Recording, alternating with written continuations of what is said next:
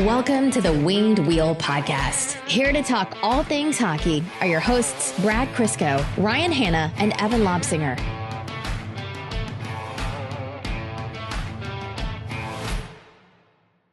No, the Detroit Red Wings will not and should not trade for Seth Jones. Ryan, now you may do the intro. Thank you for tuning into this week's episode of the Winged Wheel Podcast. We'll be back with you on Wednesday. I saw Freach talk about that, and I was like, oh yeah, we'll have to clear through that one pretty quickly. Yep. We're not waiting. We're getting out of the way, and I'm not saying Seth Jones is an elite player. I'm not saying Seth Jones is a bad player. I'm saying a team in the position of the Detroit Red Wings should never, ever, ever, ever trade for a pending UFA. Welcome to this week's weekends. I always say this week's episode of the Winged Wheel Podcast. We do go twice a week, so I don't know why I say it. And I think I do say it on Sundays and Wednesdays too. I used to also say, I used to just kind of blank, and before every interview, I used to say, welcome to the Winged Wheel Podcast exclusive interview with so-and-so. And I think it was Chad messaged me once. He goes, you say exclusive, but it's not. Like, this person appears elsewhere. I'm like, yeah, they do. Why do I say exclusive?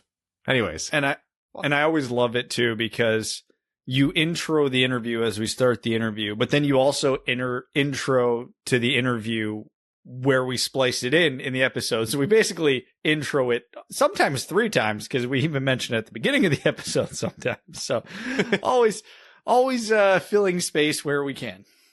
Are we keeping the listeners informed, or trying to keep Evan informed? You decide. Yes. Oh man, welcome to tonight's episode of the Winged Wheel Podcast. Here to talk to you about some surely not contentious topics. I'm Ryan Hanna. I'm going to piss a lot of people off today, probably. I'm Brad Crisco. And I'm Evan. Full disclosure, we recorded this after the episode ended, but it's something that we really should be leading with. Wednesday, June 2nd, is the draft lottery. That's going to suck for Red Wings fans, so why not make it suck together? We are going to be doing one of our Winged Wheel Podcast live streams on YouTube, youtube.com/Winged Wheel Podcast. Hit that subscribe button, smash that notifications. I don't know, I hate doing that. Subscribe, get notifications. You'll see when we go live. We're shooting for around 7 p.m. for the stream coverage, the lottery. It's the NHL, so they don't tell us anything. We'll probably be around 8 p.m. We're going to be doing fan discussion, analysis, reactions. We'll do some giveaways in there. We'll have fun with it. It's always a good time to do those live streams. So stay tuned for that, and we hope you join us. On today's Winged Wheel Podcast, we'll be doing a short update on the Red Wings' second first-round pick. It won't be much of one, but just kind of rehashing a little bit of what we talked about last episode. But really, the meat of this episode is going to be talking about the playoffs, some news from around the NHL, specifically regarding the salary cap and what we can expect from that in coming years, maybe even beyond coming years. Seth Jones, and then, of course, the first real headfirst dive into the topic that has been raging on, whether or not we've been chatting about it. Should the Red Wings draft a goalie with their first-round pick, and should that goalie be Jesper Wallstedt? I mean, yeah, there are other goalies they could take with the other first-round pick, but you guys get the gist of what we're saying. Is Jesper Wallstedt worth a top 10 pick? So is any goalie worth a top 10 pick? Yeah, this is going to be philosophical. We're if that conversation is probably starting in a half hour, so if you haven't taken your edible yet, now would be the time. Yeah, some CBD maybe, a few drinks. I don't know. I feel like this will be the first one, but it definitely won't be the last. No, and I feel like we're just going to profile Wallstedt to hell and back, just because we're going to keep talking about him. I don't think we're going to have to profile Wallstedt to hell and back, because I think we'll get to the conversation there, but I don't think there's many people who disagree on Wallstedt the player. It's more the philosophical end of it, of should you take a goalie at 6, 7, or 8. Okay. Before we jump into some of the meat of today's episode, I first, of course, want to talk to you about what we've been chatting about with you guys for a little while now, which is the Jamie Daniels Foundation. The more we talk about substance use disorder, the faster we can end the stigma and get support to those in need. The Jamie Daniels Foundation is a children's foundation initiative, and it was established in memory of Jamie Daniels and founded by Jamie's father, who you'll know as Red Wings lead announcer Ken Daniels, and Jamie's mother, Lisa Daniels Goldman. The foundation strives to end the stigma of substance use disorder and provide support to those struggling with the disease or who are in recovery. To learn more and support, visit jamiedanielsfoundation.org. Okay, I guess the Red Wings draft pick update, the pick that they own from the Washington Capitals, not too much has happened. We're still kind of working within the same territory here of picks that the Red Wings could work with. But we're recording this on Sunday night. And we chatted last episode. Pretty much you want as many lower ranked teams to move on as possible. That's best case Ontario for the Red Wings. And we didn't really count Montreal as one of them that was viable because Toronto was up like 3-1 at the time of recording, I think it was. And Montreal looked no part of that series. Yeah. I'm still not convinced that they do. I think it's Toronto. No, they had no business winning yesterday. None. Zero. Yeah. But we are less than 24 hours away at the time of this recording from Game 7 of that series. So whether or not you're a Red Wings fan who's passionate and loves watching Toronto lose, which is an age-old pastime for fans of Detroit sports, there is skin in the game for the Red Wings here. Like, it actually does improve the possibility of their second pick in the first round, moving up a little bit higher. So, again, short update, but it leads into the big question of the day, which is this getting so fat? Is this getting so sad where it's not funny anymore for the Leafs? No, why would you even suggest that? I don't know, man. I watched Steve's LFR, and I was like, oh, that one is like, listen, he feels real pure futility in his soul. Like, that one hurt. Listen, Steve's a good friend. We legitimately feel bad for Steve and several people like him. But for every Steve, there's a Leaf fan who's insufferable. So it's kind of a balance out. And, you know, Steve got famous for the Leafs being bad. So at least he's got that going for them. I guarantee you, if they lose tomorrow, his LFR after that game is going to be his most viewed video of the year by a mile. So, you know, there's some silver linings for him. Not for Leafs fans in general. No. Oh, God, no. This would be their worst collapse, bar none, because Montreal's bad. Montreal has not looked good at any point in this series. They've had flashes, couple shifts they string together, and Carey Price has awoken because this is his new MO. Be terrible, not terrible, but be not great until it matters, and then, you know, summon the strength of Zeus or something. I don't know what he's doing, but it's unbelievable. And, you know, Montreal plays good overall team defense, so they've been able to stifle Matthews, Marner, etc. And, hey, if anybody wants to know the blueprint under Jeff Blashill for how the Red Wings can be successful in the playoffs, this is it. Montreal's doing it.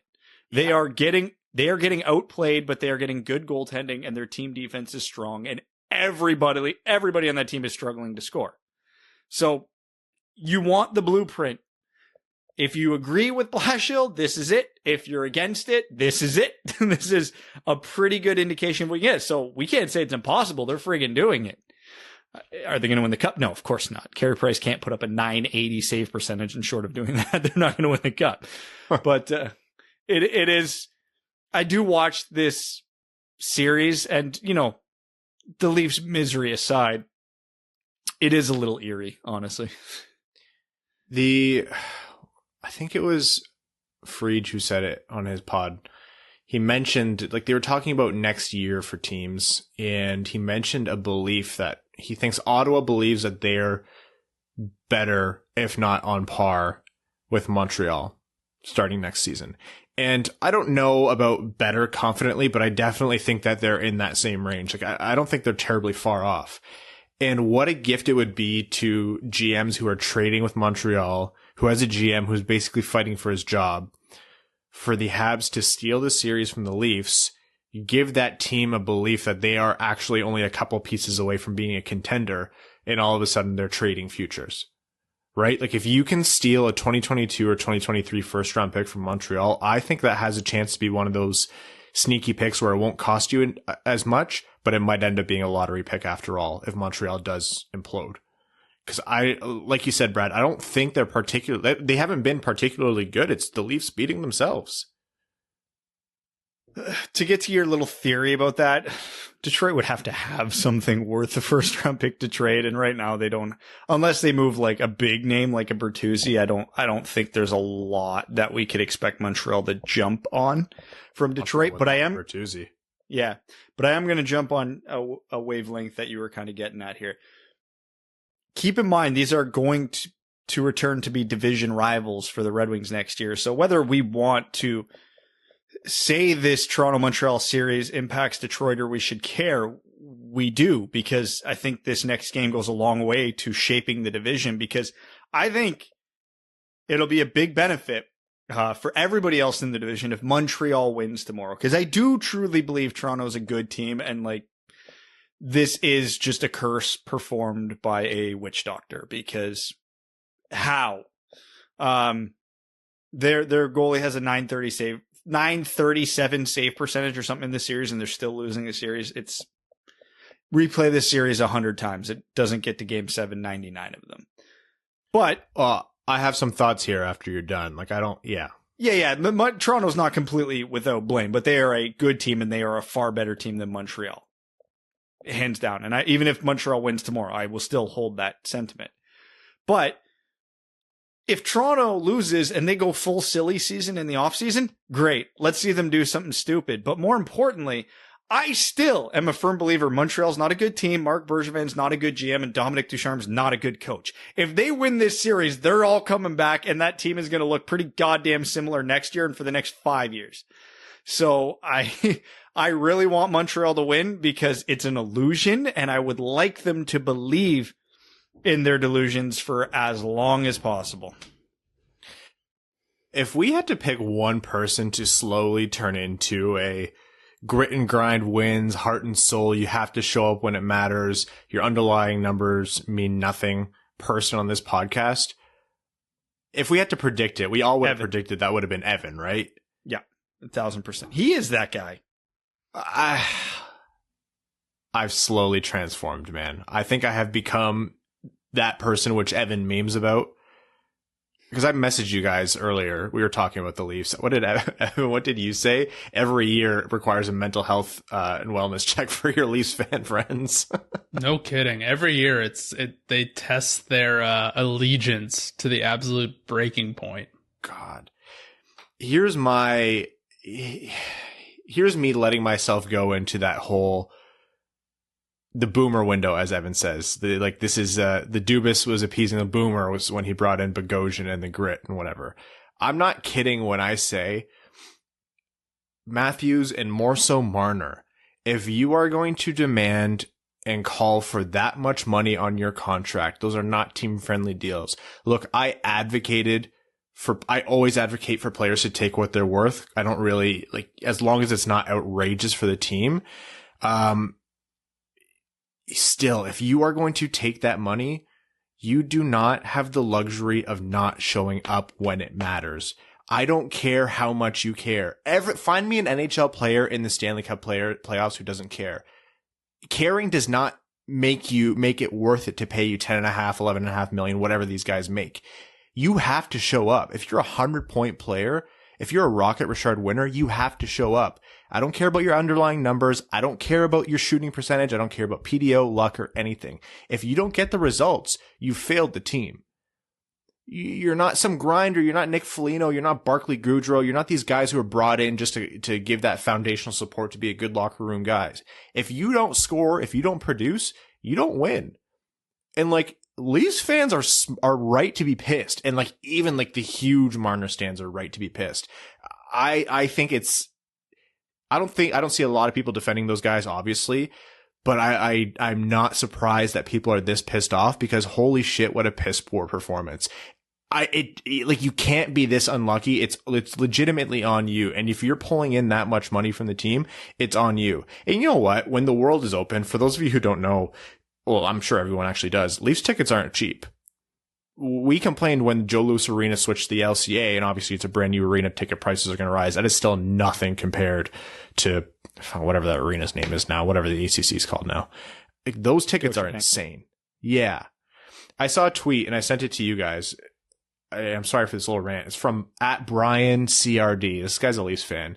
He says, I fucking promise you, this fan base isn't stupid. If you show up, play hard, and go down swinging, we'll be heartbroken. We'll never resent you. So no, this isn't people not being loyal or jumping ship. This is people fed up with the lifeless efforts we get. Gilmore never lifted a cup in Toronto. Ditto Clark. See also Steve Thomas, Darcy Tucker, Gary Roberts. But you can never effing say those guys went out without a whimper the way you can with these effing losers. And like, you know what? I don't care how emotional and like first name bunch of numbers that might sound to people. I think that's spot on.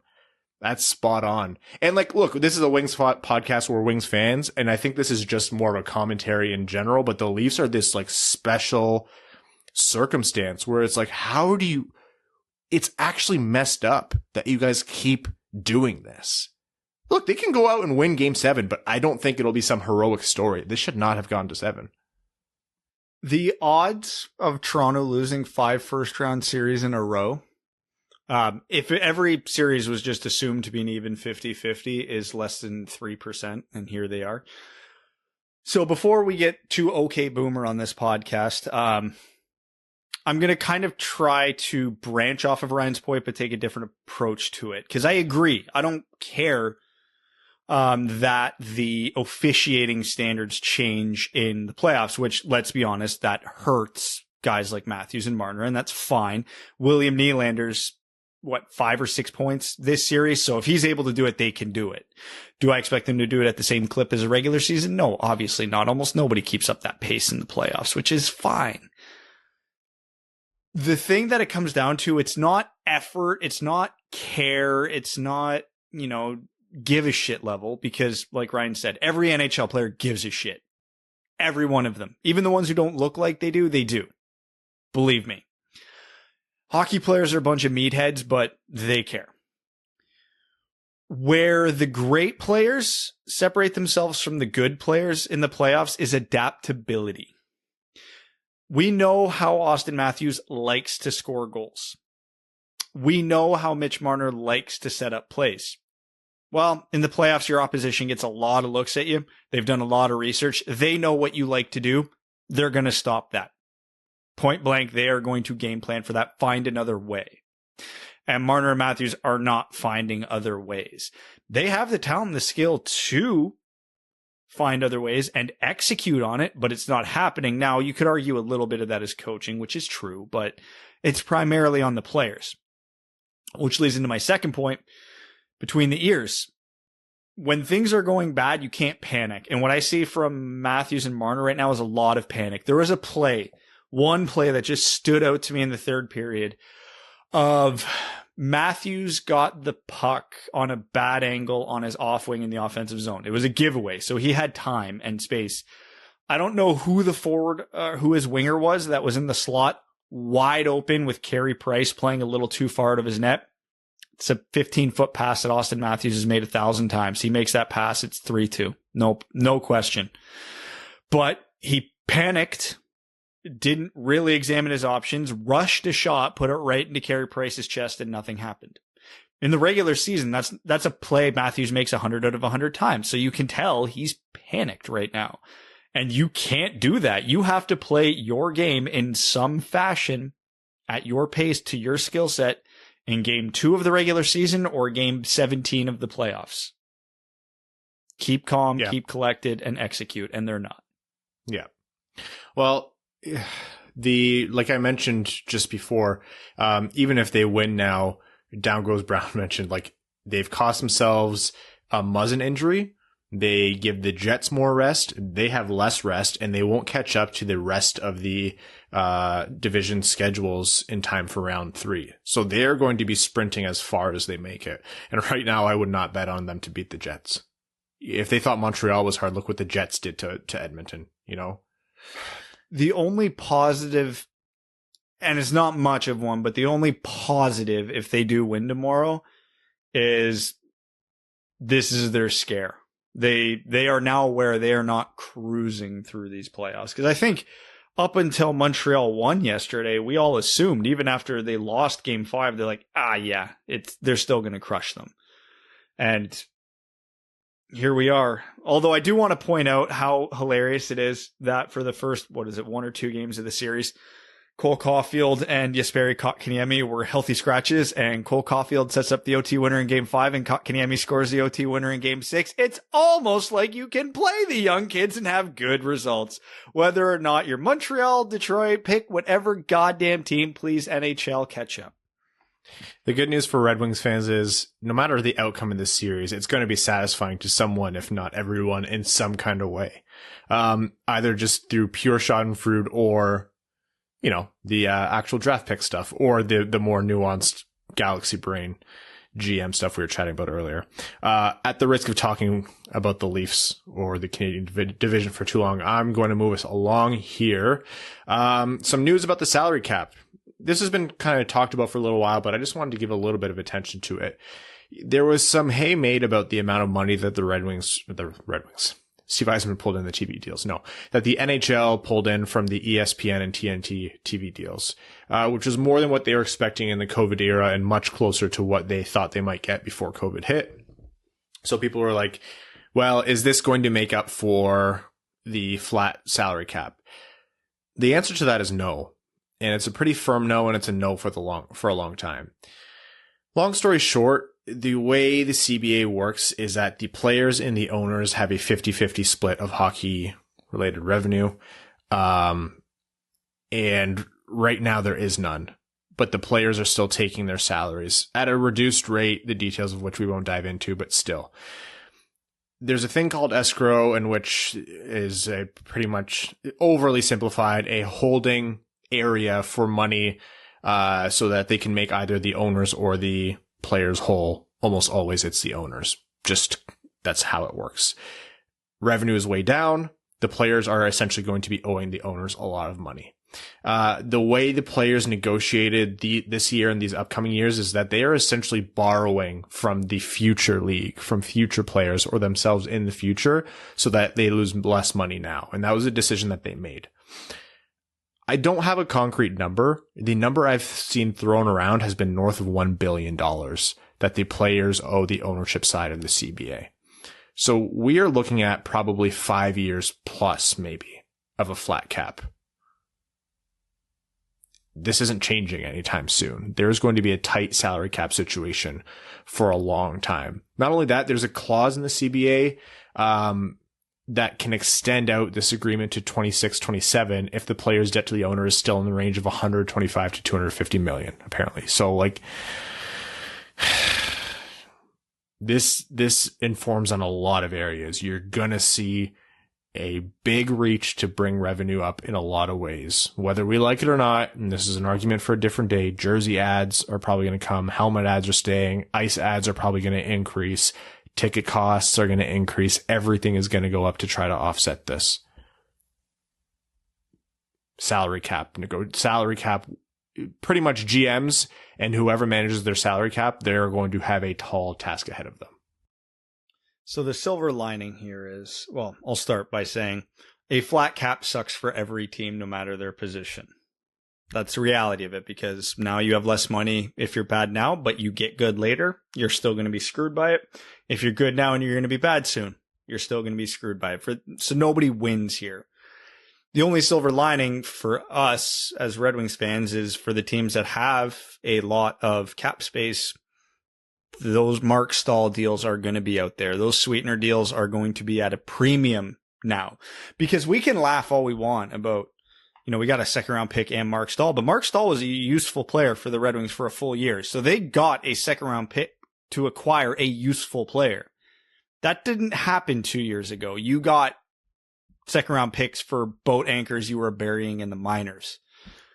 So, if you are looking at helping out a team with a Minnesota with a Zach Parise, a Tampa Bay with pick a player here, is not a small return, because you are doing a colossal favor for these teams. What's Tampa during these playoffs? Somewhere between 12 to 17 mil over the cap.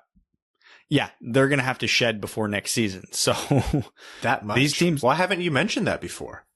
Weird, right? I know. I feel like it hasn't been top of mind. But yeah, so I guess if there's a silver lining in the short term, it's the Ottawas, the New Jerseys, the Detroits, the LAs.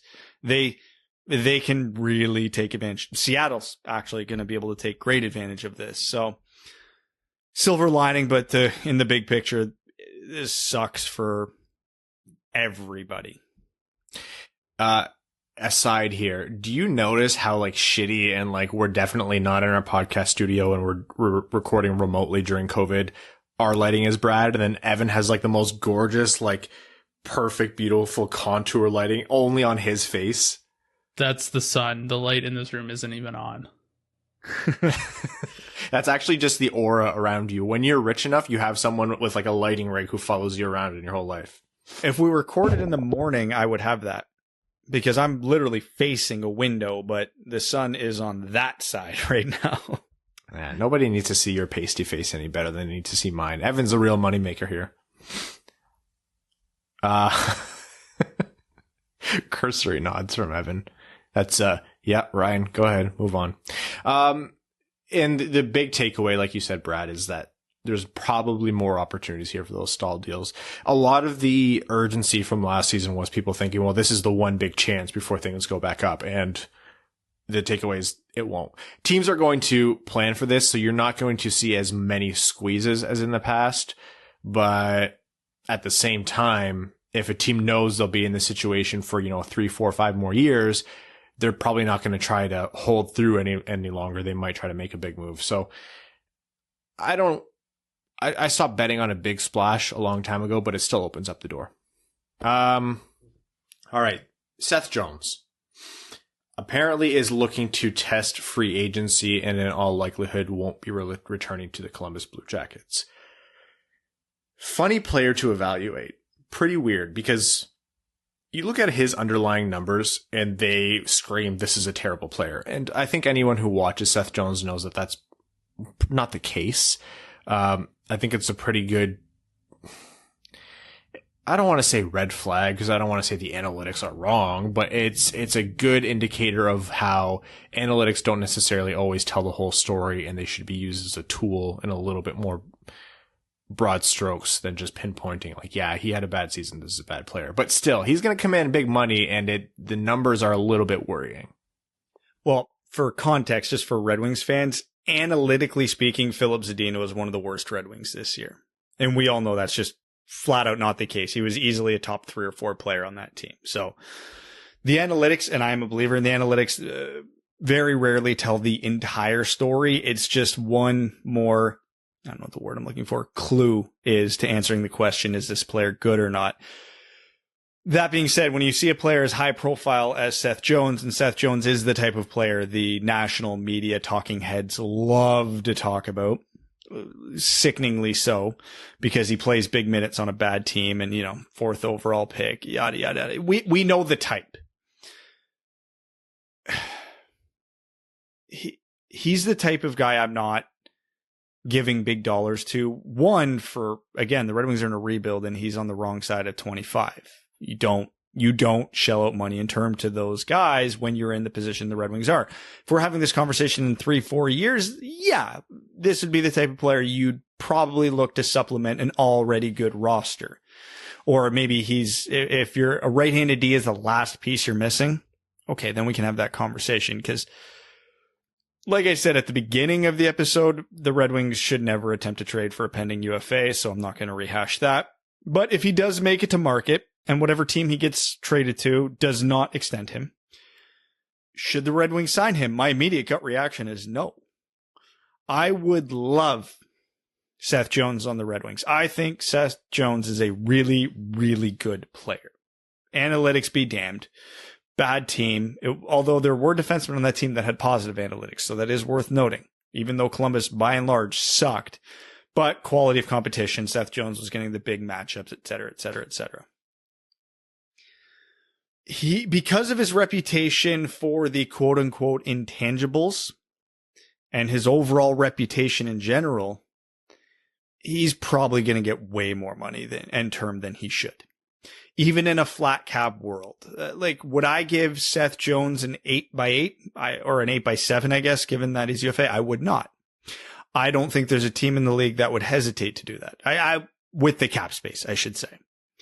That's probably, most people would consider that a bargain for Seth Jones. And by league standards, it probably is.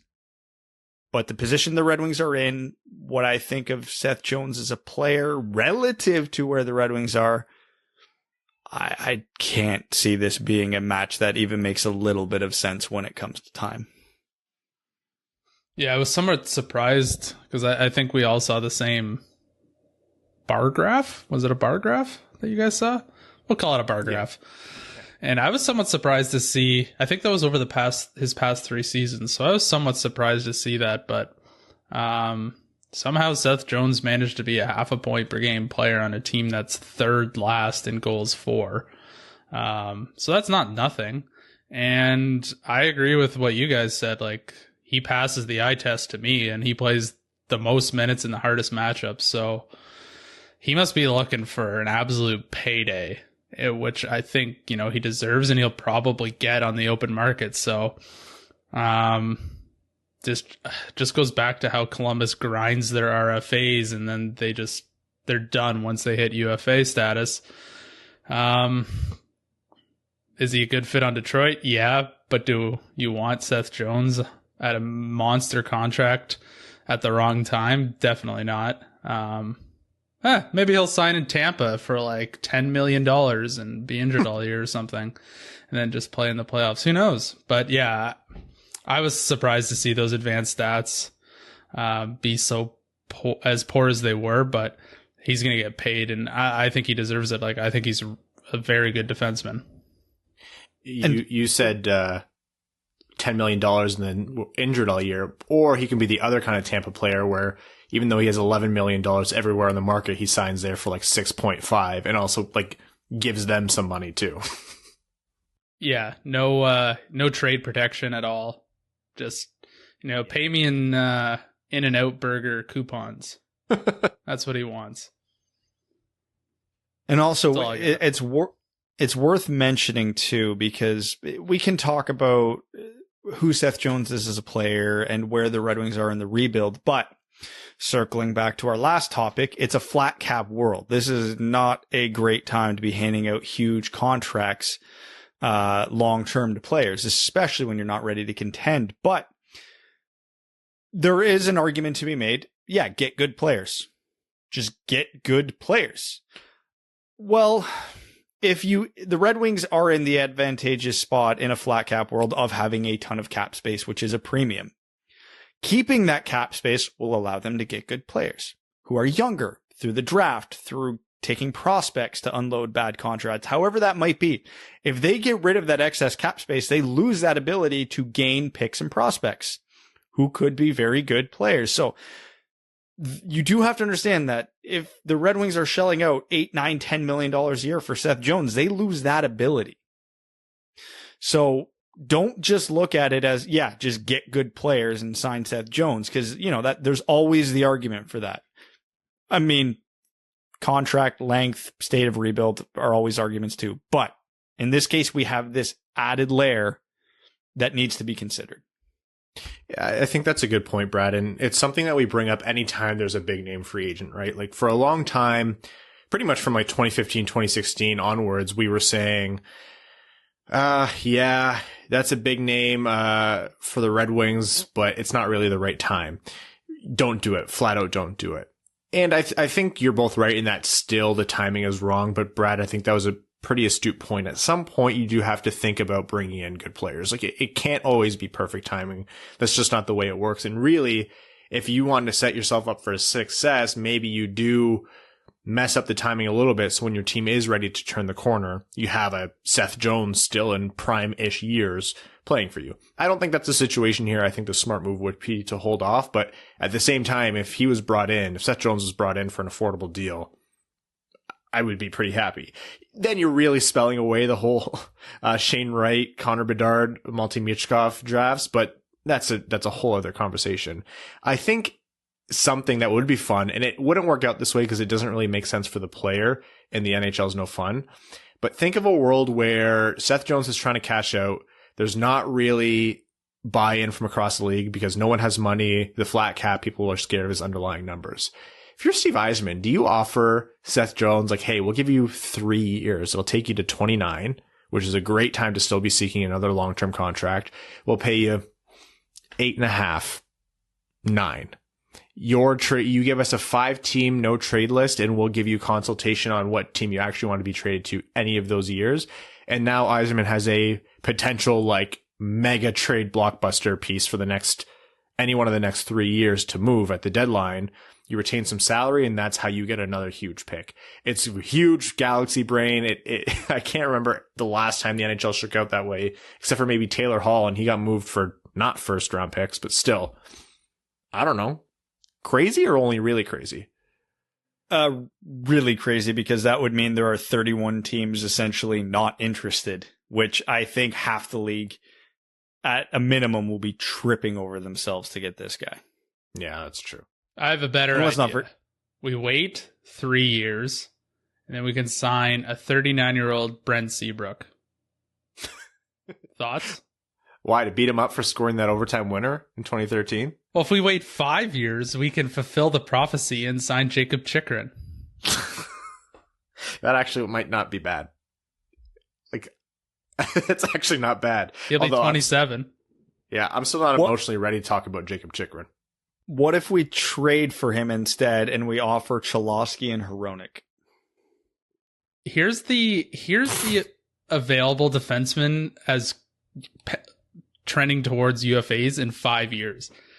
Jacob Chychrun, Ivan Provorov, Aaron Ekblad, Shea Theodore, Jacob Slavin, Victor Hedman, and I'll just say Nate Schmidt. Yes, the young defensemen in a league where contracts max out at 8 years are coming up for contract in 5 years. I love it. Crazy. Well, we could sign Ryan Suter too and fulfill that prophecy. Oh, I was going to say, that's the one where you really circle around on. Although, when does he expire? Like 2055 or something? I think he's got 5 more years. Oh my God. Oh no, yeah. I'd be shocked if Slavin and Theodore and Hedman weren't extended like well in advance. Yes. Oh, they will. Yeah. Anyhow, a year out, they'll be extended. The Seth Jones conversation will continue. I think you're right, Brad. I think teams are going to be tripping over themselves. Someone with cap space or someone who's a cup contender will make the right offer in terms of either money or competition for Jones, and he'll go there. Of course, it's worth the conversation with the Red Wings. It's just not, to put it lightly, the most apparent fit. All right, let's move on to what has been a pretty fun conversation across Red Wings fandom. It's the NHL Draft Prospect Profile, the return of, and we thought for this one, we would do Jesper Wallstedt some justice and actually talk about his game before burying him in the conversation of, is it a good move to draft a goalie in the top 10 in the NHL? And by burying him, I mean people aren't focusing on him, the goalie, and more just him, the idea. Jesper, the idea. Who wants to start with the Jesper Wallstedt's draft prospect profile? I'll get the most hate, so I'll start. Like I mentioned earlier, I don't think there's a lot of people who are going to disagree on how good Jesper Wallstedt is for an 18-year-old. I think everybody who's watched him more than a handful of times will agree this is a special, special talent. He's got that Carey Price quality to him where he's very calm, collected, technically sound in net, doesn't get rattled, doesn't make a ton of flashy saves because he doesn't have to, because he's always in the right spot. He's anticipating the play very well, but has that sneaky good athleticism where when he does need to go east-west in a hurry, he can do it. I wouldn't say that's the strength of his game. That's probably the weak point of his game, if I'm being honest, but it's still very good. Right? Like, he is a very overall solid fundamental goalie, and there's not anything really to dislike about his game. The only real question with Wallstedt is, how good is his good? What is his ultimate upside? Is he Carey Price? Is he Darcy Kemper? Is he something in between? You never know, because the interesting thing with Wallstedt is I see a lot of comparisons to what Spencer Knight did his draft year, what Yaroslav Askarov did his draft year, which isn't an apples to apples comparison because Wallstedt's a 2002 birthday. He's a November 02. So he's the same age as Yaroslav Askarov. But because of the late birthday, he wasn't eligible till this year. So it is expected for him to have a stronger draft year because he was older than those two at that point. But that being said, his 17-year-old season was still unbelievable. So if you throw this whole past season in the garbage, he's still a first round pick. So not to discredit him, but yeah, because he doesn't have that elite athletic look about him and those elite athletic movements in the net, some people do wonder, and justifiably so, is this a Vezina caliber goalie, or is he just a really good goalie? I tend to be of the side of, if you never have to make a hard save, that's probably a telling sign that you're a really goddamn good goalie. So I'm in the camp of, I think Jesper Wallstedt is what we think he is, and that's going to be a number 1 top 10 goalie in the NHL one day. Yeah, scouting goalies is something that's been fun to do because it's difficult. I've found myself really relying on people who are much more in the know about the position itself. For anyone who knows goalies, that means you're crazy friends, but still, I mean, they're really good between the pipes. So, and useful for helping you scout. You mentioned that thing, Brad, about lateral movement, and I was chatting with someone who really knows the position, and they were saying pretty much what you said. It's not his strong suit, but it's not a weakness either. It's at worst just above average. But at the same time, they think it's masked because he doesn't necessarily have to do that.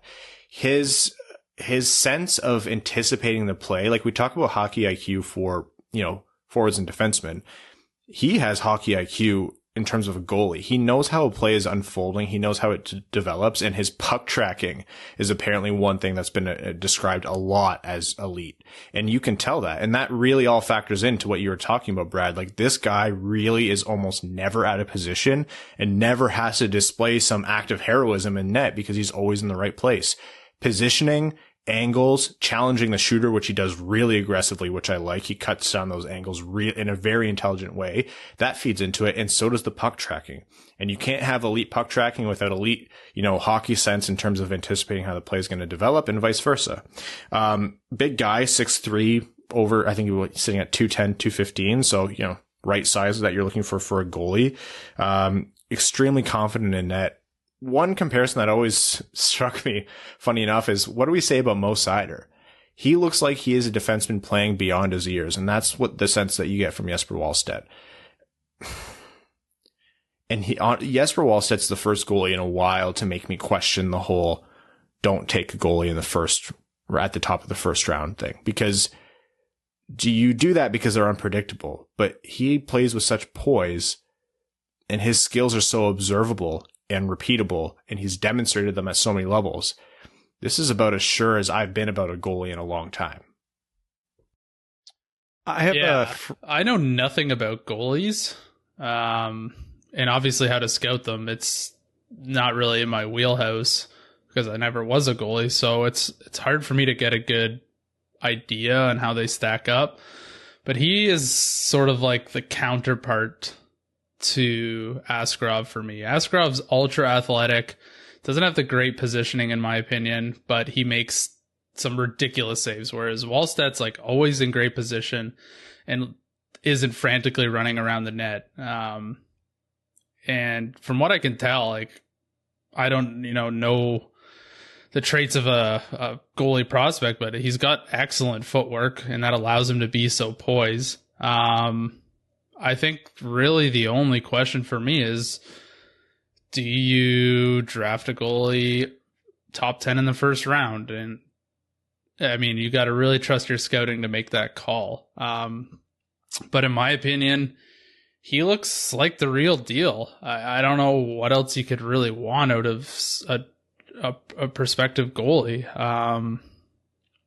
I did a quick search, and it's like, I think since 2005, there was like 14 goalies taken in the first round, and I would say about like 6 of them have become legit starters, and there's a couple fringe like Jack Campbell, but he's been in the NHL a while.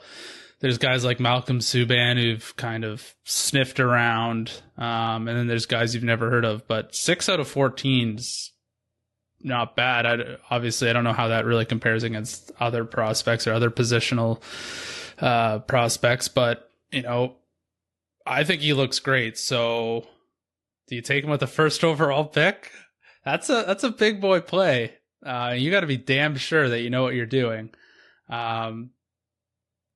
If the Red Wings draft 7th and he's their guy, I don't know who the Red Wings goalie scouts are, but they better be damn sure that is the guy they want, and no one else around that or is available at that pick is someone we would want or they would want as well. They got to be damn sure. That's all I can say for any team picking him. All right, so before we get into the big philosophical discussion, one more point I want to make about Wallstedt, and I have a friend who's a goalie coach who kind of explained this to me, because again, scouting goalies is not my strong suit. I don't think it's any of ours. We talk a lot and we mention a lot, because it's buzzwords when scouting goalie, with puck tracking and technically sound. And it's easy to say those things, but I really wanted to understand what that meant. And the way he explained it to me is, look at a goalie when they're in their fundamental butterfly position. So knees on the ice, legs spread out, arms tucked into their body. This is their control position, right? The more saves, if they routinely make saves from that position, that's what we mean. They're in their structure. They have tracked the puck so that they are ahead of it, and they don't have to reach with one of their arms or reach with one of their legs or do something crazy to make the save. They're there. They just get into their butterfly and the puck hits them. That was the best way it's been explained to me. They're ahead of the play. They react, they read at the right time. And then there's no fancy windmill. There's no big kick windmill save or stacking the pads. It just hits them. He pointed out Carey Price is the best example of this. Carey Price pucks just hit him. So if you see a goalie where the pucks just hit them over and over and over again, that's a good goalie, and that's what I see in Wallstedt. Just imagine that every breakaway Darren Helm has ever taken has been on the same goalie. That's what you're looking for. Sorry, Darren Helm fans. Okay. The question of, do you take a goalie in the first round, especially with a top 10 pick? It'll be no secret. No, never. Moving on.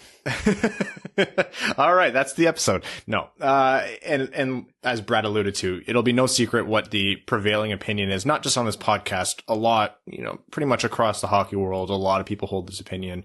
It's that no, because not just because goalies are unpredictable, and not because the scouting on them has been unreliable and we're not quite good at figuring them out like we are figuring out players. And we're not really that great at figuring out players either, on balance. It's that good goaltending can be had for cheap elsewhere. You need to look no further than Jonathan Bernier for that. Jonathan Bernier is not just playing well for the Red Wings. Jonathan Bernier is playing well, period.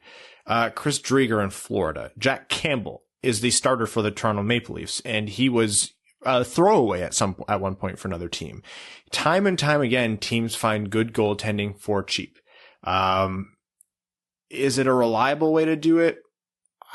You're not going to hit every time you sign a UFA goalie or bring in a guy for low dollars, but it's doable and it's repeatable with enough good pro scouting and, the right timing and the right situation. The question is Wallstedt enough of a sure thing? Do the Red Wings have enough of a need? Is it worth the risk of bringing him in? It's a big answer, and I shouldn't say a lot. There is a number of reasons why I don't do it. And almost none of them have anything to do with what I think of Wallstedt, because we all know the age-old joke, goalies are voodoo, never take him in the first round. You never know.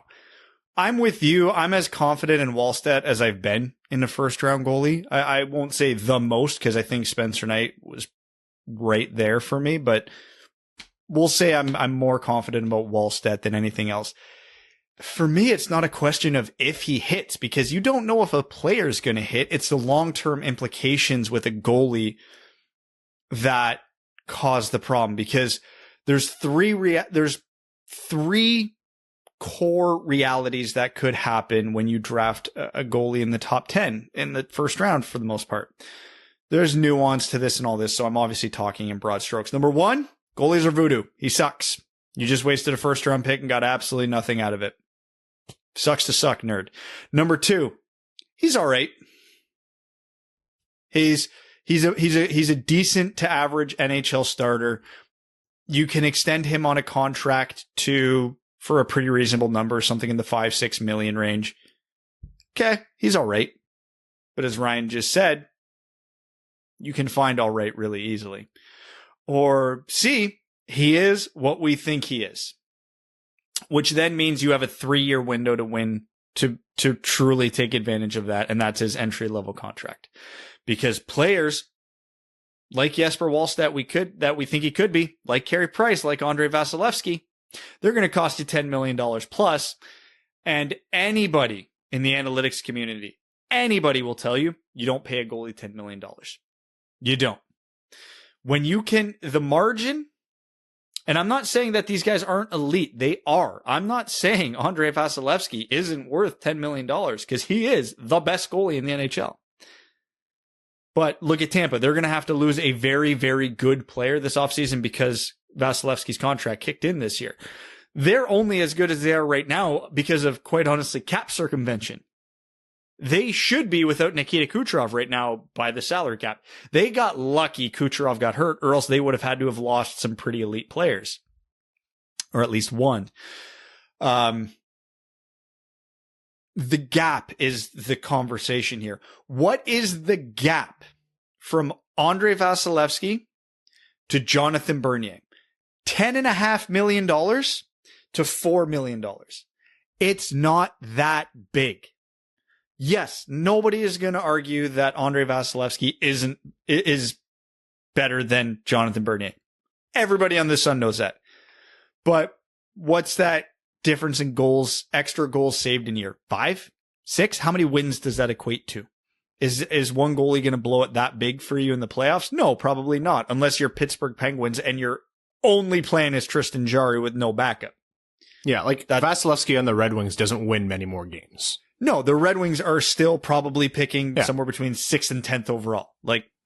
We need to understand that goaltending is the most important position in the league, and it is also the most replaceable position in the league. You can look around the league and find you 15 goalies that are capable of winning you a Stanley Cup. The best case scenario, the absolute best case scenario, if you draft Jesper Wallstedt in the first round, is that he has a very slow start to his NHL career, gets hot in the second half of his second season, the third year, and you get him on a long-term deal for $6-ish million like Anaheim did with John Gibson.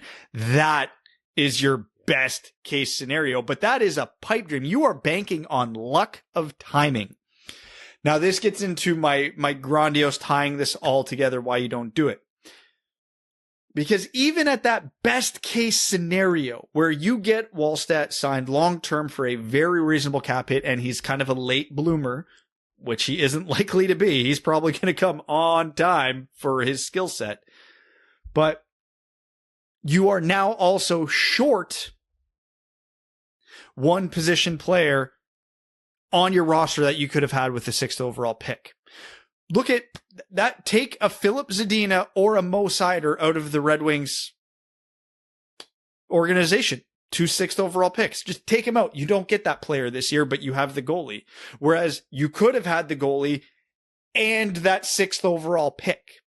So as much as it is this easy to say for me, yes, Jesper Wallstedt is, I'll bet a good amount of money Jesper Wallstedt will be one of the 10 best players out of this draft.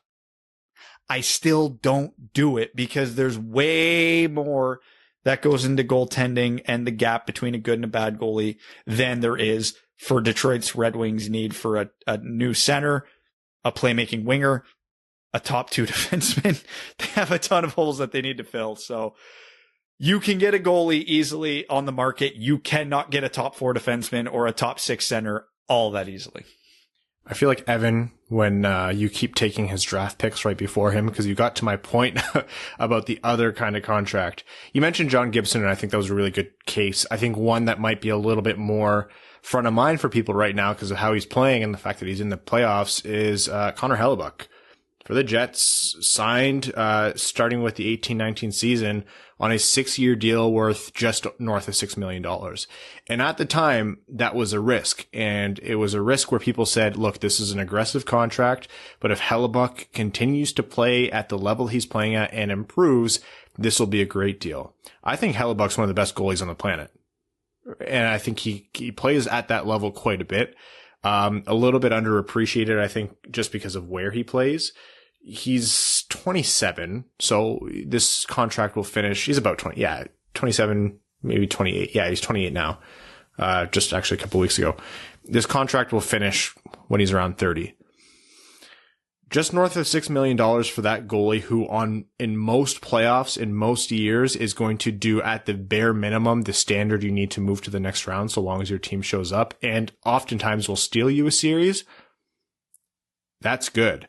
I don't think it's just goalie plays bad and so you could get him cheap, or goalie is Andrei Vasilevsky, then he's expensive. I think there's that middle ground where if you decide you want to draft Jesper Wallstedt, then you say, all right, we're taking a super aggressive tack here. We're not going to play him to the level where he's the bona fide starter right at the start of his ELC, and so he's going to be owed all that money. We'll ease him in, and we'll be aggressive with his extension in a way where we pretty much extend the window. Because honestly, if a goalie's coming in at around $5 million after his ELC, 5.5, 6, like, to me, that's perfectly fine. You can build a team around that, especially if you're smart with your other contracts. If there's ever a season, like counting all that, and then if there's ever a season where you're going to draft a goaltender with the top 10 pick, this is the year, right? Because I'm not looking at the gap between Wallstedt and Vasilevsky, or Wallstedt and whoever. I'm looking at the gap between Wallstedt and Powers and Beniers and Luke Hughes and Lysell and Genther. Like, if you're only certain that Beniers will be at best a weak first line center or a solid second line center, look, that's a great thing, and the Red Wings absolutely need that. Or Luke Hughes will probably land your second pairing left-handed defenseman, maybe your first pairing if all goes well. That's a good thing. The Red Wings need that. But those aren't the same as the Mo Seider pick, right? Like, let's pretend we were all right about Mo Seider from the start. That's not the same as what the Red Wings are purportedly getting from Filip Zadina. That's not what the same as what, Anaheim got when they drafted Trevor Zegras. It's just not that year by all rights. There might be a phenom in this draft, but nobody really sees it. So why not? I'm doing a little bit of devil's advocate. Why not take Jesper Wallstedt, take an aggressive focused track with his contract, and try to make it work? Because if Wallstedt pans out and is in the same tier as Vasilevsky, man, I'm trying to make it work. And then you essentially have to double your work later on by making sure that contract's not outrageous. It's a big ask, but if you can do that, that is, like you said, the most important position solved. Yes, and if you draft Wallstedt, you have to be aggressive on that contract. You have to extend him before he takes off, because once he does, you're screwed. You have to take the Gibson, the Hellebuyck, but then that comes with the inherent risk of, okay, we signed him to a 6x6, and oh shit, he actually sucks. That his really good year was an aberration. Well, you're screwed. That's always going to be there. But this is kind of, if you want to get way too rudimentary about it, and people will still land on different sides of this fence. If you look at most mock drafts for this year and you look at who's available for the Red Wings picks and what you think they're going to be, because I don't want to have the conversation about this draft sucks, so this is the year to do it. The very tippy top of this draft sucks. There's no Dolly and there's no Lafreniere. That doesn't mean there's still not very, very good players available late in the top 10. And there is a guy who's almost always available. And so I'll use him as the example. A guy who is almost always available when I look at the top 10 rankings and mock drafts for the Red Wings at number 6 or 7 is Kent Johnson. So I'll use him for this example. Not a direct position of need for the Red Wings as a left winger, but a style of player they could use, a second line winger who's probably going to run a half wall on one of your power play units. So take him as the example. Now, we keep using Jonathan Bernier as the example because you can always find Jonathan Berniers. So I'm using his name, but understand in 4 to 5 years, it'll be a different name. So take Jonathan Bernier and Kent Johnson. Do you trade him straight up do you trade that package straight up for Jesper Wallstedt? That's the question. And I'm not saying what side of the fence anybody should fall on, but that is the question. And that comes with all the question marks with Wallstedt. What is his contract going to be? Is he going to be a number one goalie? Is he not? Because we still have to ask those questions when you're drafting a goalie. To me, I'm taking a cheap, reliable veteran goalie and someone who can run a power play for me versus I'm not going to say slight, but all right upgrade at goalie. All right, Evan, I'm going to flip this to a little bit of what you said. What did I say? When you were saying like you better be damn sure if you're the goalie scouts or if you're the European scouts and you think Wallstedt's the real deal. You're Steve Yzerman, Evan, and your European scouts or your goalie scouts are banging their fists on the table. And other scouts that you trust are saying, too much risk. What do you do? Where are the Red Wings drafting? Let's put them 7th.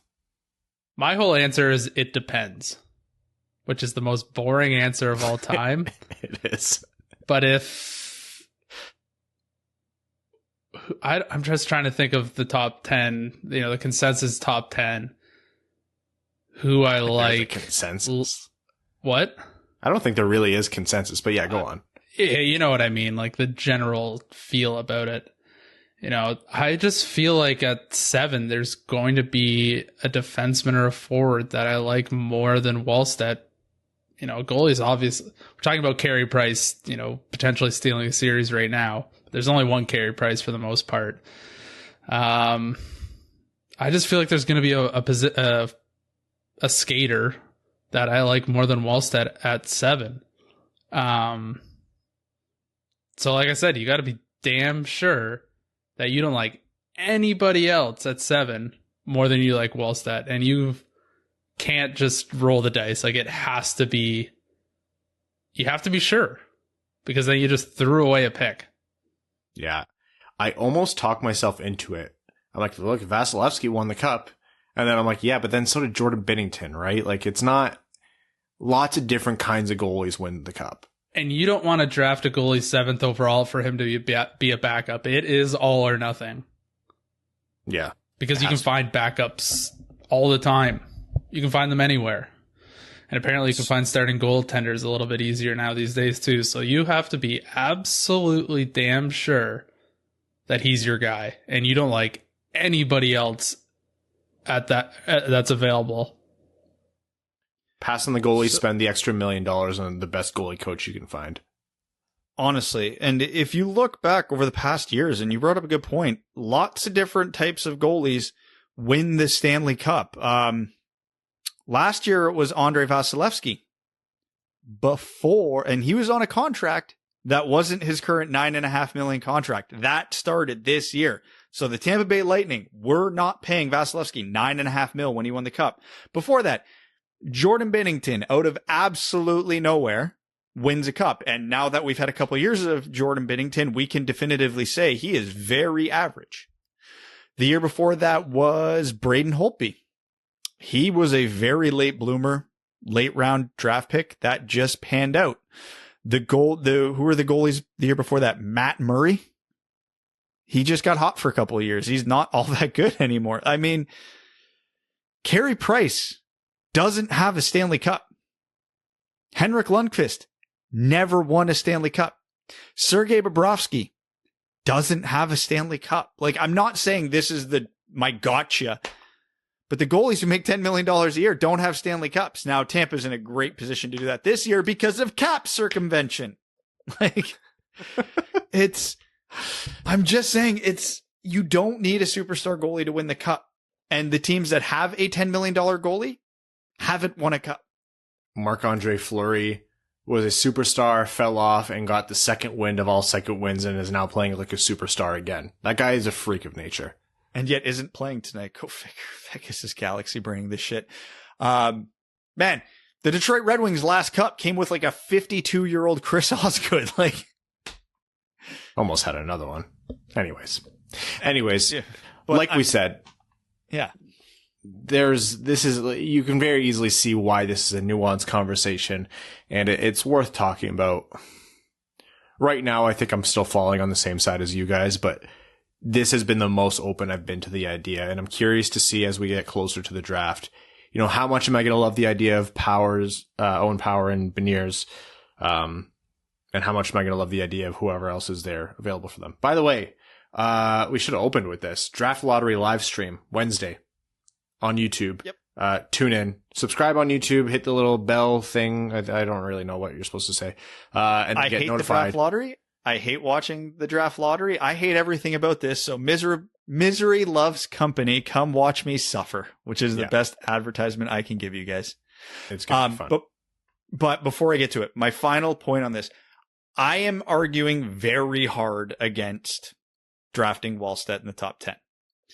I don't think I'm going to change my mind unless some new radical idea is presented to me that I fully jump on board with between now and the draft. But I'm not saying that if the Red Wings do take Jesper Wallstedt, that there isn't a path where this could work out phenomenally. I laid it out. If the Red Wings draft him and they time his contracts right, and he does turn out to be what we think he is, there is a path for this to be very successful. I'm just saying it's a big risk and not all that likely. So all right. We have to factor that in. That's the goalie conversation. Part 1 of many. We're going to move on to overtime, you guys. And on this episode of the Winged Wheel podcast, we are going to start with our Patreon supporters. Consider supporting us on Patreon. The Winged Wheel podcast Patreon supporters are the reason we can have long-winded conversations about whether or not we can draft goalies, the top 10, before our Swedish listeners crucify us in the comments. So thank you all so much for your amazing support. We're going to start with Deathman6452 on Patreon. Says, morning, WWP boys. What's been your favorite moment in the playoffs so far? Mine has to be when Kotkaniemi scored an OT, forcing Game 7 for the Leafs. I sadly take too much joy in seeing them implode. Side note, did you know that we have 48 million cap space next year? What are we going to do with all that? Oh, it's actually just a slush fund for Evan, believe it or not. He's going to buy like 2 new golf clubs because I assume that's how much golf clubs cost. About, yeah. Yeah. Favorite moment in the playoffs? Oof. Hard pressed. The Matthias Janmark hat trick just to watch people lose their minds about a Red Wings draft pick doing well in the playoffs, because I think that's hysterical. Even though those are his first goals scored on a goalie since being acquired by the Golden Knights. Yeah, people like to forget that part. They act like this is some devastatingly bad trade or whatever it is, and it's just not the case. Anyways, yeah. I don't know if I had to pick a moment. The Kotkaniemi one's probably a pretty good one, but I'm going to just have a cop-out answer and say the entire Tampa-Florida series. That was a rivalry that we needed to see bloom. I think hockey needed to see bloom, and it lived up to every bit of the hype. Mine's just seeing fans back in buildings. What a different environment it is, even when there's 2,500 fans in the arena. And some arenas that have like what seems like a full barn. It seems weird, but it's awesome at the same time. Yeah, it really is. Like, that has to make such a huge That's difference. like, my answer's like that thing they have at the end of like the Stanley Cup playoff, like, thank you video. And it's like, you, the fans. And then it fades to black. And you're just sitting there blushing on your couch? Well, I had no idea I meant so. Me? Except Brad's TV is Gary Bettman going, no, not you. Fuck off, Brad. Annoying. Yeah, except Brad at the bottom. Next comment. Oh, Brendan, Jesus. It says, Ryan, say hashtag.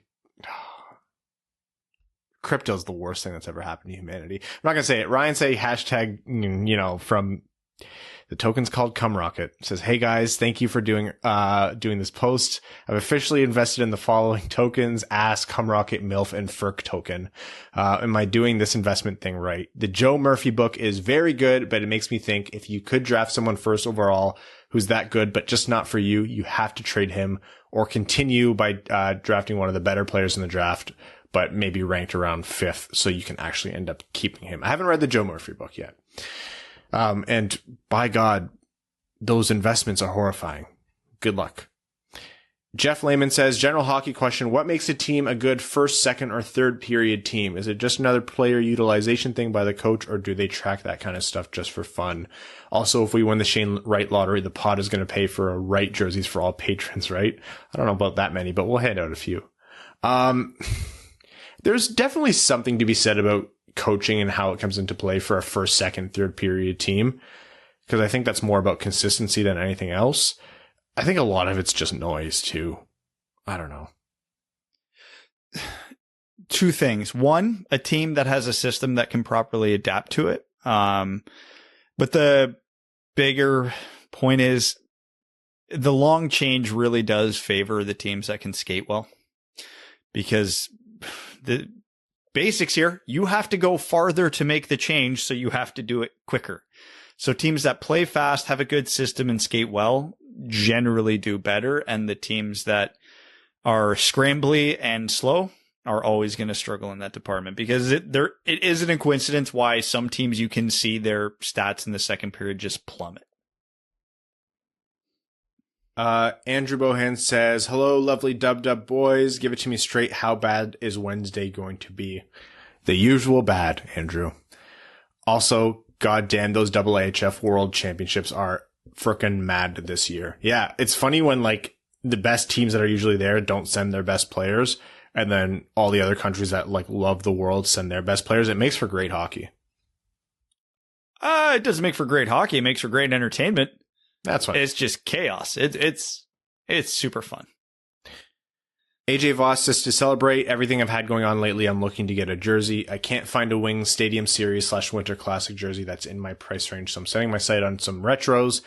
Got my eyes on a black Hashtag Sabres jersey, but before I pull the trigger, are there any others I should look at? Black Hashtag Sabres is a good one to check out. I think another one you could look for is any of the teal and eggplant Mighty Ducks jerseys. Those are really cool. Korea. Yeah. I was literally going to suggest a Paul Korea Mighty Ducks jersey. Spaghetti skate beret, always a good time. Talk to Rowan, might be able to help you out, even with the Red Wings Winter Classic jerseys or Stadium Series, maybe. Terry Driver of Crying Ryan Hannah's Banana Slamma Jamathong says, good day, Duds. Terry here. Let's pretend we end up with the 6th pick. Besides keeping it, would you reasonably trade it away for a player? My dart on the wall selected Nolan Patrick. Thank you for the mug. I can't wait to throw it against the wall when the Rangers win the lottery again. Good God, no. Wouldn't trade it for Nolan Patrick. Don't know if I'm trading it for a player unless it was a recently drafted player that I would prefer to have on the Red Wings. I would entertain trading the pick for future firsts, though. Depends on the team. Yeah, for me, if it's a player 22 or younger, that's really, really good. Sure, but no team is going to trade a really, really good player under 22 for another dart at the board, honestly. Yeah, there's no real scenario here where making the pick doesn't make the most sense unless some other GM just goes off the deep end. Mark Burnham says, with all the Edmonton people blaming McDavid for playoff failure, sounds like they don't want him anymore. Thoughts on picking up that contract? I mean, yeah, if you look at it, he's actually underpaid. So gladly. Absolutely. Yeah. What's league max? 16.5 mil? Yeah, he's underpaid.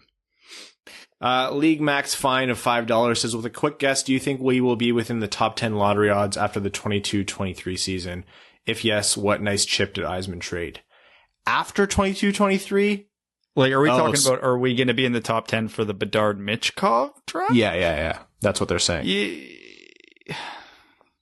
I think yes. We will be on the border of it.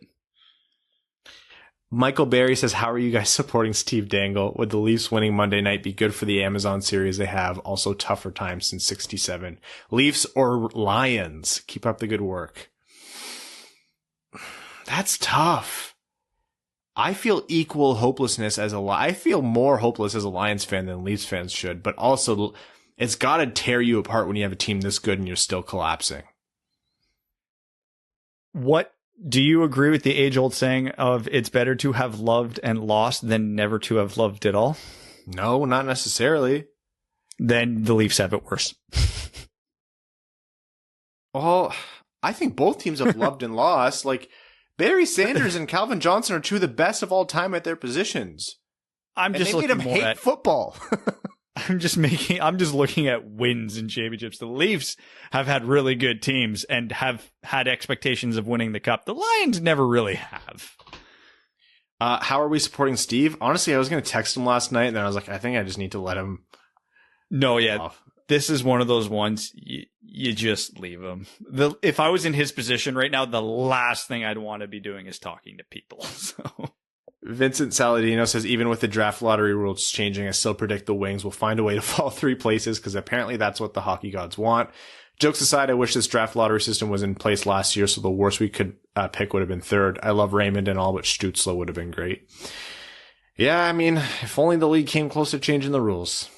Michael Thompson says, gents, it's been much too long. I decided to enroll in an accelerated 1-year BSN RN program. It's been the death of me. Thanks for being the brief moments of brevity. But now please excuse me while I cry in the corner. Yeah, that program accelerated sounds like hell. So good for you. And I hope you're doing okay. The YouTube algorithm has been recommending the old Mercedes F1 wheel guns explanation video since Monaco, which is hysterical. Poor Bottas.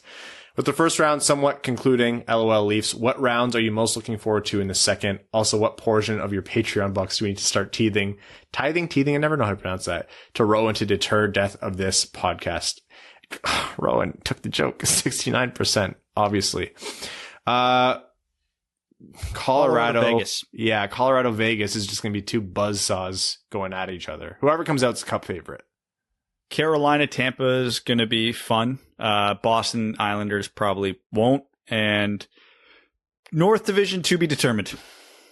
Tampa already took the first one over Carolina. You know, I actually have a lot more hope for the Islanders than other people did. And then I saw the score of the first game. And I'm like, maybe that was misplaced. I don't know. I can't deal with a Boston Tampa getting to the Final Four again. I can't. Please, just one of them lose, preferably Boston. Josh Terrell says this question is for Evan. Prediction on where Paul Maurice will be coaching next season. Oh, man. Probably Seattle, now that I've mushed that completely. I think, you don't have it's not crazy. I'm going with it. I'll stick with Seattle. They win the Stanley Cup. He does the old Barry Trotz, and he goes to Seattle. He's won the cup in the frozen north. Huh. Dave W says, morning dubbers. Monday is my 47th birthday, so my gift for myself is I bumped my account to name level so you can pay Rowan his ransom so you don't have to get blacklisted. I love everyone chipping in to make sure we don't get canceled. Also, Dave, thank you so much for your support and happy 47th upcoming. Know that you will always be younger, no matter what the numbers say, than Brad, who is an old man at heart. Also can't wait for Toronto to Montreal to get bounced. I'm hoping for Toronto. I'll be absolutely shit-faced watching it. Lastly, go any team not named Toronto, Montreal, or Boston. Keep up the great work, fellas. Thank you, Dave, so much. Aaron Hudson says, hey boys, I've got a fun week lined up for our first group therapy session watching the Rangers somehow win the lottery. Second, I have a scan to determine how bad my ACL tear is. Third, my second COVID shot. If the Wings pick first, do you take Power or go for Beniers? That was a roller coaster. Right now, I'm going Power. I don't know. And it's not just those two. I've got 2 or 3 other guys very much in the mix with Power and Beniers. The only reason I think for Red Wings fans, Powers and Beniers get the edge is because they're the positions of need, which if this is the draft, you're going to differentiate by position of need. Fair. No arguments here, but I can't say for sure that I like either of those two more than Eklund or Johnson or Genther or it's tough. Jesper Wallstedt. Sam W says, I like Jonathan Bernier as much as the next Wings fan, but how much should we take his interview responses with a grain of salt in regards to his wanting to return to Detroit, given he also said that Given that he also said that Nelson Mandela was a great hockey player and a true inspiration. Is he just telling us what we want to hear? I always forget that Bernier did that. What do you expect? Why do we ever read anything to this? What do we expect Bernier to go and say, this team sucked. I'm not going through that garbage again. There's no hope of them signing me. Peace, losers. No, he's making a joke. Do you not know about this? Yes, I know that, but I'm getting back to the interview part of saying, what, do we expect them to say they hate the team? Of course they're going to say they want to stay, so of course we should take it with a grain of salt. Do I believe that he would like to be back? Yes. Do I believe that is the only option he's considering? No. Brad, it was just a setup for the joke. And the real takeaway here is that hockey players are all meatheads, us included. Don't expect them to know anything about anything. No, good God, no. Lars, the prophet of the towering behemoth, says, oh, how I love the smell of burnt maple in the morning. Is there a sweeter smell in the multiverse? For a second, I felt a pang of sympathy for Mr. Dangle, but then I opened Twitter and it all went away. Have you seen the comments on Marner's Instagram? That is not a fan base I can say I'd be happy for. Why is it people turn to assholes just because they can be? Oh, man, because the world's shit. As for Game 7, what's your percentage for Habs or Leafs wins? Right now, it feels like a 50-50. On paper, it's like 60-40 for Leafs. In reality, I think it's 50-50. On paper, it's like 80-20 Leafs. In reality, it's probably like 60-40 Habs. Like, the Leafs just find ways to not win these types of games. Darren Helm Stan Club says it's been a while, but those digs at the Elite One have not gone unheard. My silent response should not be a sign of acceptance. That being said, Darren Helm 4x4 contract this summer. My silence was a brutal side effect of finishing law school and becoming licensed these past few months. Hey, congrats. That's awesome news. That had to have been a grind, so hopefully you get some relaxation now. As I fell back asswards into employment, I decided to celebrate in my own fun way. I will double my contribution to the Winged Wheel podcast if Brad says... Darren Helm is elite, and I hope he takes over for Blash as the next head coach. All praise the elite Darren Helm. I was absolutely not going to say that, but I am absolutely here for Darren Helm taking over for Jeff Blashill. I do think that is a step in the right direction. So I don't remember the exact phrase, so I'll just sum it up by saying I agree. Ryan says, oh, this one, you're stabbing me in the heart with this one. Go Bucks. Michigan sucks. Urban Meyer is my personal hero. You sellout. I wouldn't have taken the money for that. Asshole. You're dead to me. Evan, screw you, Brad. Evan, well, I hope you get some good time back on the course this summer. Why does everyone love Evan so much? Thank you. I appreciate it. Although I'm a sellout like you, Ryan. I've completely lost my golf game, so we'll see about that. Serious note, it was nice having you guys in my ears for study breaks. No, honestly, that is phenomenal news. Congrats on graduating, getting licensed, and employed. That's fantastic. Jake Nagy says, I've seen a lot of intense opinions on Seth Jones, and it seems he has dropped off analytically, but his size and skill set and NHL experience seem like a potentially great pairing for Sider. Doesn't he play the right side? Yeah, they could play on the same team, but highly unlikely they play on the same pair. Getting dusted by 5-year-olds on skates says no question, but saw my cousin today who came back from Jackson Hole recently, made me think of Evan. Again, this whole myth of Jackson Hole being a real place is a weird bit that you guys do. It's like birds. It doesn't exist. Yeah, like Winnipeg and their airport. They definitely don't have one. Matt S. says, I'm just going to say, when Pierre Maguire and NBC Sports aren't broadcasting games, who's going to tell me what high school each player went to? So happy they're gone next year. Everything must be close to coming back to normal because the Leafs just blew a 3-1 series lead. So much joy. Keep up the good work, Dub crew. Stay Fresh Cheesebag says, hey there, fellas. Cheers to another day of being vaxxed, waxed, and ready to pump jacks. He said insert ad lib here, Ryan, and I panicked. Hashtag Munchbox crew. Elliot Friedman talked recently about Crosby, Malkin, and Letang wanting to continue pushing for another run at the Pens, but after 3 straight first-round exits, Hextall and Burke have to reassess the long-term harm that causes. In this draft, they only have their 2nd, 5th, and 3 7ths. If they continue to sell their futures in the following 2 drafts, then they're in for a longer rebuild than if they stop now. Thoughts? It's tough because they were legitimately good this year and they got undone by horrific goaltending. I think with this core, like their rebuild's going to be an absolute dumpster fire, and it's going to take a long ass time for them to dig out of the hole. So the one thing I wouldn't do if I were them would be, give in early. If you come back with Crosby, Malkin, and Letang again, you got another kick at the can. Solve the goalie issues in free agency. You don't necessarily have to trade. I don't think they need to overhaul the roster, so I don't think they need to give up assets. They just got to get a goddamn goalie. And if this upcoming year goes off the rails, then yeah, it's time to blow it up. Yeah, it's almost like it's the price you pay, right, for that team. Crosby and Malkin and Letang are legends there, and they got you 3 cups. First back-to-back cup winner since the Wings did it in the late 90s. You almost have to give them every opportunity they want to, and if not, you need to trade them yesterday. Like, you have to have already made that decision.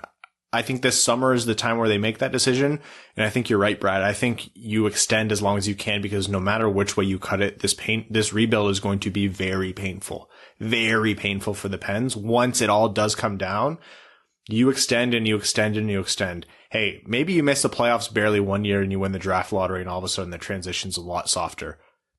Rangers. Yeah, right? Like, you push this as long as you can, or you find someone willing to grossly overpay for the last years of Malkin or Letang, or I can't ever see justifying trading Crosby. I think that's treading into heresy at that point. Comment finishes by saying, I don't care if Peter McGuire is actually pronouncing Mikko Rantanen's name correctly. It's the tongue roll on the R that makes me want to punch a baby. Aussie for Hall of Fame. Stay fresh, cheese bags. A few Reddit questions here. Captain Canada 7 says, now that Max is a UFA, is Ryan 1-for-1 good enough to get it done, or do we need to sweeten the deal with Brad? As long as we leave Evan as an untouchable, everyone else is on the table. Evan and Absolutely. Mika really carry this pod. All seriousness, glad you guys aren't going anywhere. Looking forward to being your guys' full-time gig one day. Side note, is Brad's Gear Geek stuff on YouTube?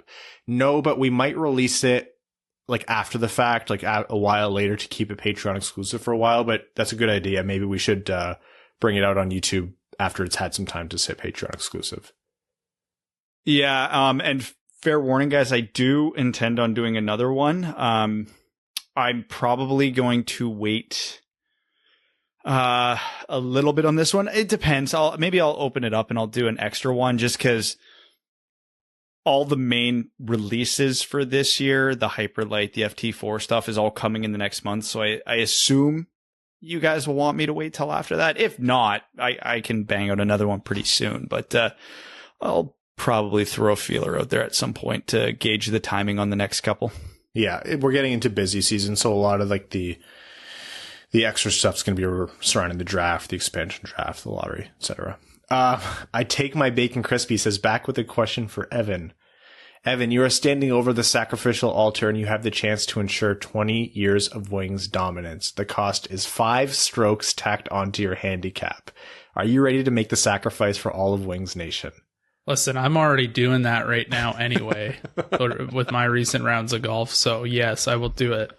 That just means I need to grind a little bit harder to get down to be a scratch player, and then I'll just be back to where I am right now. So yes, I will do it for everyone else. So when I yelled earlier, why does everyone love Evan so much? This is why. Because he's not an annoying prick like me and Brad, and he does good for the Wings fan base.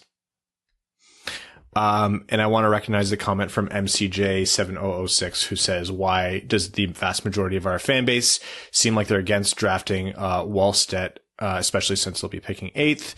And he and Red Wing are 90, or they and Red Wing are 97 seem to agree about it might be actually a good idea. So just want to shout that out.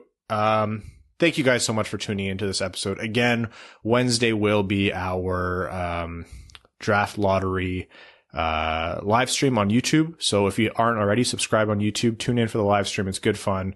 Giveaways, reactions, blah, blah, blah. We can all be disappointed together. Might as well have some fun with it. And then, we will be recording the episode right after. It'll be a late night for us, but hopefully a fun one for you guys. So yeah, Tune into that. And until Wednesday, we'd like to thank our name level Patreon supporters, Arjun Shankar, Yves Bartels on behalf of the Sarah Grand Foundation, Brett Bailey, Terry, driver of Crying Ryan, Hannah's Banana Slamma Jamathong, Taylor Tadgel, Brandon M, Citizen High Five, Craig Kibble, Greach, Hana Lee, Hassam Al-Qassem, Jacob Turner, Jake Kiefer, Jeremiah Dobo, Joe Santangelo, Kaylin Wood, Cody Stark, Kyle Hashman, Kyle McClure, Matt McKay, Matthew M. Rice, R.A. Ryan Hubbard, Ryan Say, Cum Rocket, Scott Martin, Zach Spring, Andrew Bohan, Sam Bankson, Adam, I wish I could finish like Ernie, another former junior goalie turned golfer, Antonio Gracias, cautiously pessimistic, fine, Crisco, not betting on it, Connor Layton and Dave W., Evans Bingo Card, thank you again, Dave W., and happy birthday. Jeremy Brocker, John Evans, Joseph Minama, Josh Yelton, Kevin McCracken, Quaz, Matt Keeler, As Good As It Gets, Stan Olson, Stay Fresh Cheese Bags. Sticks out for Harambe, rest in power, my fuzzy friend. By the way, that last bit was by me, Ryan Hanna. I just love Harambe. Trevor Pepapar, thank you guys so much. See you Wednesday. Thanks for tuning in to the Winged Wheel Podcast. Be sure to check out wingedwheelpodcast.com, where you can subscribe to the show on iTunes, Spotify, or wherever you get your podcasts. You'll also find links to other ways to support the show, such as Patreon, official podcast apparel, and more. And don't forget to follow the show on Twitter at Winged Wheel Pod. And of course, the hosts at Brad Crisco, at Ryan Hanna WWP, and at Hockey Town Evan.